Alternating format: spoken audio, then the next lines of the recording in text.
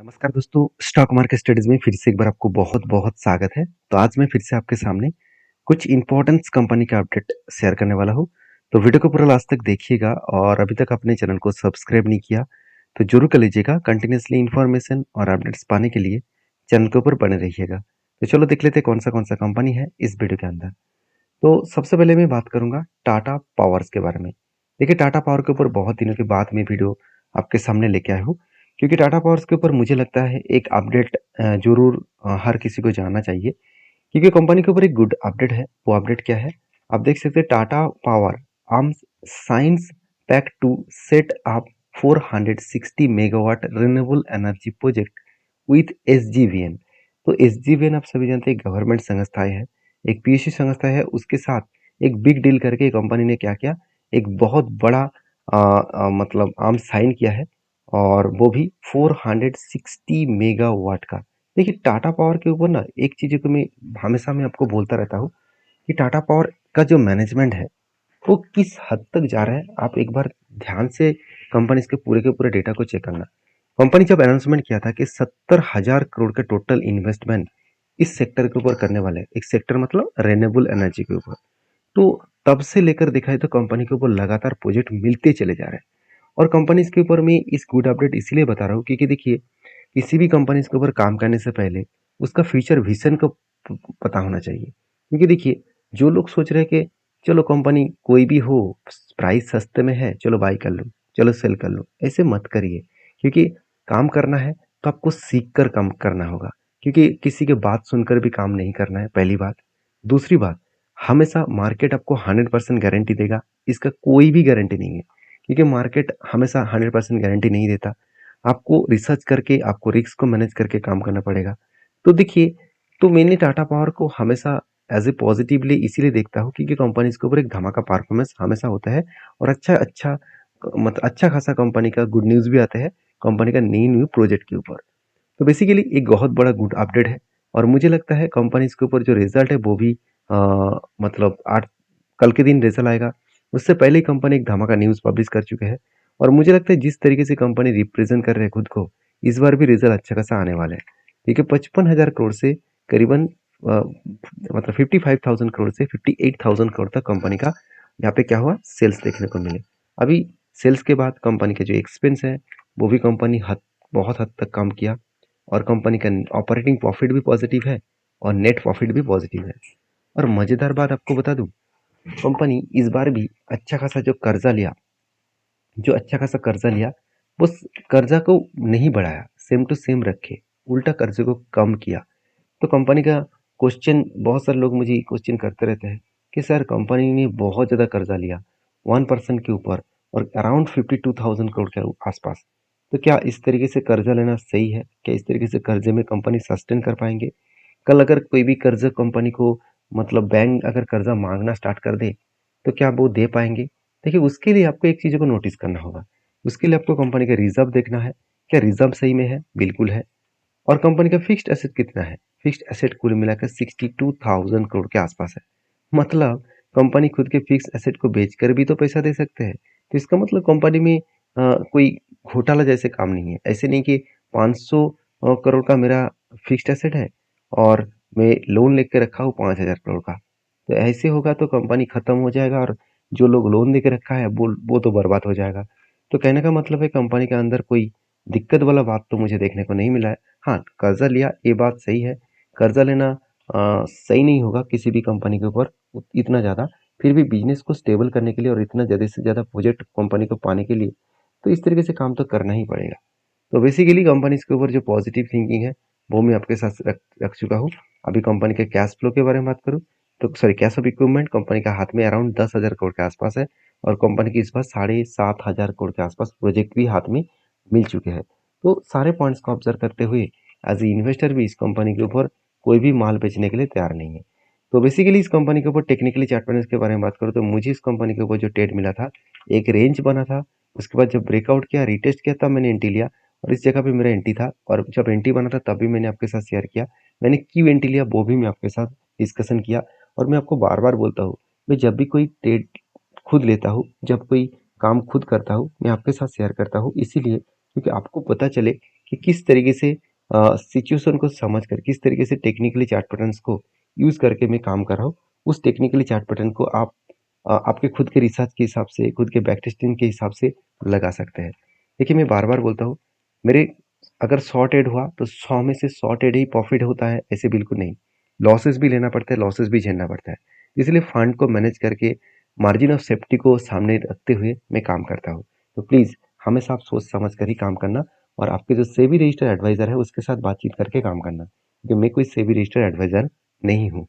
तो basically company का breakout होने के बाद शानदार तरीके से 1:3 रेशियो का जो टारगेट मैंने रखा था, फाइनली टारगेट को अचीव किया और टारगेट निकल के आया एंटिंग लेवल से करीबन 30% के आसपास। तो आपके क्या ओपिनियन है इस कंपनी के ऊपर ज़रूर कमेंट्स करना। आप कौन-सा लेवल तक देखना चाहते हैं? कौन-सा लेवल तक जाने का चांसेस है? आपको क्या लग रहा होगा? ज़रूर मुझे उस मतलब प्राइस को ज़रूर लिख के मुझे ज़रूर भेज सकते हैं। तो नेक्स्ट जो कंपनी उसका नाम है टाटा मोटर्स। देखिए, टाटा ग्रुप की और एक शानदार कंपनी है जो है टाटा मोटर्स। क्योंकि टाटा मोटर्स जिस तरीके से खुद को रिप्रेजेंट किया और टाटा मोटर्स जिस तरीके से थिंकिंग लेकर चल रहा है, मुझे लगता है टाटा मोटर्स में और भी ज़्यादा ग्रोथ आने का चांसेस है। हाँ, एक पॉइंट्स आपको हमेशा याद रखना होगा कि टाटा मोटर्स जो डिसीजन अभी लेने जा रहा है, जो इसका जो टोटली इस टाटा मोटर्स के अंदर 2 अलग-अलग सेक्टर है, एक पैसेंजर व्हीकल्स और एक हेवी व्हीकल्स। तो कंपनी डिसीजन ले रहा है कि पैसेंजर व्हीकल्स को वो अलग करेंगे और हेवी व्हीकल्स को वो अलग करेंगे। देखिए, दोनों अगर सेक्टर अलग हो जाए, तो कंपनी का मार्केट कैप जो आज 3,70,000 करोड़ के आसपास है, वो तो नहीं रहेगा, तो वो तो कम हो जाएगा। तो जब इस तरीके से मार्केट कैप कम हो जाएगा, तो टाटा मोटर्स को शायद निफ्टी 50 से बाहर का रास्ता देखना पड़ेगा। अगर बाहर के रास्ता दिखे, तो एक बहुत बड़ा गड़बड़ी हो जाएगा। गड़बड़ी क्या है? देखिए, जितने सारे ईटीएफ फंड है, ध्यान से इस चीज़ को सुनना। ईटीएफ फंड मतलब आप सभी जानते हैं जितने सारे इक्विटी ट्रेडेड फंड होते हैं, जो आप एक्चुअली ईटीएफ फंड एक म्यूचुअल फंड ही होते हैं, मगर डायरेक्टली आप इक्विटी मार्केट में आप खुद ट्रेड कर सकते हैं, खुद आप बाय सेल कर सकते हैं। तो इसको ईटीएफ फंड कहा जाता है। ईटीएफ फंड में हमेशा निफ्टी जैसे मान के चलिए निफ्टी 50 ईटीएफ फंड, तो उसके अंदर क्या है? टाटा मोटर्स है। तो जो कंपनी निफ्टी 50 के ईटीएफ फंड चला रहा है, तो वो कंपनी क्या करेंगे? टाटा मोटर्स को रखेंगे? बिल्कुल नहीं, क्योंकि निफ्टी 50 से अगर बाहर हो जाए, तो उसको तो बेचना पड़ेगा, क्योंकि दूसरा कंपनी जो निफ्टी 50 में आएगा, तो उसको बाय करना होगा। तब एक शेयर में एक बिग फॉल देखने को मिल सकता है। तो चीज़ों को पहले समझिए, सारी चीज़ों को मैं इसीलिए आपके साथ शेयर करता हूँ, क्योंकि आपको इन्फॉर्मेशन मिले। मेरा काम है आपको सारे इन्फॉर्मेशन शेयर करना। मेरा काम ये नहीं कि आपको बाय सेल का रिकमेंड करूँ। बहुत सारे दोस्त मुझे कमेंट्स भी करते हैं कि सर, इस कंपनी के ऊपर मेरा बाय है, तो मैं क्या करूँ?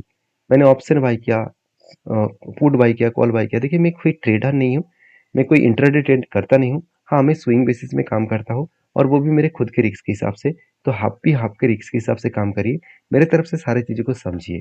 तो बेसिकली टाटा मोटर्स के ऊपर ज़्यादा कुछ बोलने का ज़रूरत नहीं है, क्योंकि कंपनी जो रिजल्ट इस बार पब्लिश करने जा रहा है, आज तक की हाईएस्ट कंपनी प्रॉफिटेबिलिटी बिजनेस यहाँ पे करने जा रहा है। तो मुझे लगता है इस तरीके से अगर रिजल्ट कंपनी लगातार पब्लिश करते गए, तो कंपनी का तो धमाका होना तैयार है और बाकी देखा जाएगा क्या होने वाला है। फिलहाल के लिए कंपनी के टेक्निकल चार्ट पैटर्न से कंपनी के ऊपर इस लेवल में मेरा कफ विद 100 पैटर्न्स में एक एंट्री बना था और फाइनली बहुत दिनों तक मैंने इंतजार किया और मुझे लग रहा था कि 1 साल के बाद सॉरी 2 साल लग जाएगा इस टारगेट पाने में।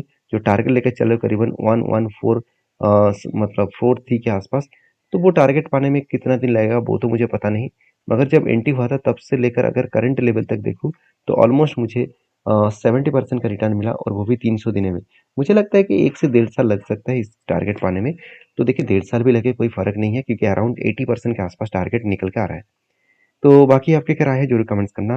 नेक्स्ट जो कंपनी उसका मैं मल्टी कमोडिटी एक्सचेंज लिमिटेड, जिसको हम लोग एमसीएक्स नाम से जानते हैं। देखिए, एमसीएक्स एक ऐसी कंपनी है जो एक मोनोपोली जैसे बिजनेस इंजॉय करता है। क्यों? क्योंकि देखिए, अलग अलग बहुत सारे एक्सचेंज है, उनमें से जो मेजर एक्सचेंज है वो बीएससी और एनएससी है और एमसीएक्स भी एक एक्सचेंज देखा जाए तो एक एक्सचेंज है और वो भी किसके ऊपर? कमोडिटी के ऊपर, कमोडिटी प्रोडक्ट के ऊपर, जहाँ पे gold, silver, nickel, crude oil, जीट इस तरीके से प्रोडक्ट का ट्रेड किया जाता है।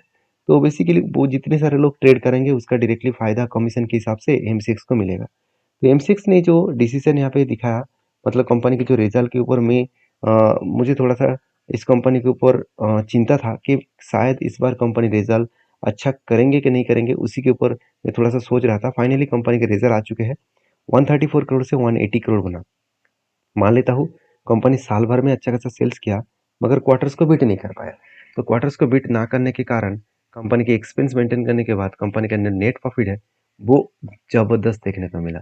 ज़बरदस्त इसीलिए हुआ क्योंकि कंपनी कई हद तक कंपनी खुद के एक्सपेंस को कम किया। आज तक की मतलब जितने सेल्स के हिसाब से एक्सपेंस हुआ है, उस इस बार हाईएस्टली सेल्स के हिसाब से एक्सपेंस नहीं हुआ। तो अराउंड 50% कंपनी एक्सपेंस को कम किया, जिसके चलते कंपनी का बेस्ट तरीके से नेट प्रॉफिटेबिलिटी देखने को मिले। और मैं ज़रूर कहूँगा इस तरीके से सिचुएशन को आपको समझना पड़ेगा, क्योंकि एज़ ए इन्वेस्टर भी इस कंपनी के ऊपर दबाकर माल उठा के रखे हैं, चाहे वो एफएस हो चाहे वो डीएस हो। और इस कंपनी के ऊपर एक अच्छा खासा मुझे टेक्निकली बेसिस मतलब पैटर्न्स भी दिखा, जो मैं आपके साथ शेयर करने वाला हूँ। तो ये यहाँ पे एमसीएक्स का मैं चार्ट पैटर्न यहाँ पे लगा लेता हूँ। ध्यान से इस चीज़ों को देखना। इस चीज़ों को देखने के बाद ही आपको पता चलेगा। देखिए, पहली बात, कंपनी के ऊपर एक रेंज बना था। उसी रेंज के बेसिस में कंपनी के ऊपर एक रेंज ब्रेकआउट हुआ, रिटेस्ट किया, तब मैंने एक एंट्री लिया। और मेरा टारगेट है 1:3 रेशियो का। जो टारगेट लेने के लिए मैं इंतजार कर रहा हूँ, वो करीबन 4825 के आसपास जाने का मेरा मेरा टारगेट पाने का चांसेस है। और ये टारगेट होगा कि नहीं होगा मुझे पता नहीं, मगर मैं स्टॉप लॉस को ऑब्वियसली सोच समझ कर रखा हूँ। बाकी देखिए, मैं ये कोई आपको रिकमेंडेशन नहीं कर रहा हूँ, मैं बार बार बोल रहा हूँ। मैं खुद का जो ट्रेड है वो मैं आपके साथ इसीलिए शेयर करता हूँ, मैं किस तरीके से काम करता हूँ वो आपको जानकारी मिले, इसीलिए मैं आपके साथ शेयर कर रहा हूँ।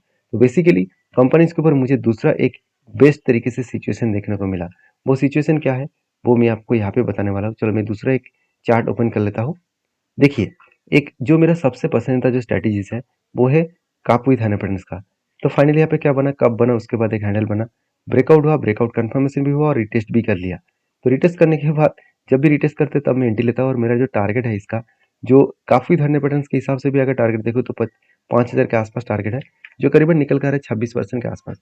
अभी देखिए टारगेट कब होगा, मतलब होगा कि नहीं होगा उसका कोई भी गारंटी नहीं है, क्योंकि मैं कोई भगवान तो नहीं हूँ। मैं हमेशा स्ट्रेटजीज को, रूल्स को फॉलो करके काम करता हूँ। तो बेसिकली मुझे लगता है कि रिजल्ट अच्छा आया है, तो चांसेस हो सकते हैं कंपनी का अच्छा खासा ऊपर जाने का। तो बाकी आपकी क्या राय है, जरूर कमेंट्स करना। और आप किस तरीके से काम करते हैं, कौन सा लेवल में आपका काम है, जरूर मुझे कमेंट्स करके बता सकते हैं। नेक्स्ट जो कंपनी है उसका नाम है एल्कॉन एनर्जी कंपनी लिमिटेड। तो बेसिकली कंपनी के ऊपर जल्द से जल्द आपको स्प्लिट और साथ ही साथ डिविडेंड का अनाउंसमेंट कंपनी देने वाले हैं। क्योंकि कंपनी के अगर डेटा के बारे में बात करें तो कंपनी डिविडेंड 2023 में दिया था, अभी बोनस कंपनी 2007 में दिया था और स्प्लिट 2006 में किया था। तो सिचुएशन वाइज कंपनी का इस बार भी bonus, sorry, split and dividend आने का चांसेस है। तो जब आएगा तो मैं आपके साथ जरूर शेयर करूंगा। तो वीडियो में जानकारी अच्छी मिले तो प्लीज़ लाइक करना। मिलते हैं नेक्स्ट वीडियो में, तब तक के लिए धन्यवाद।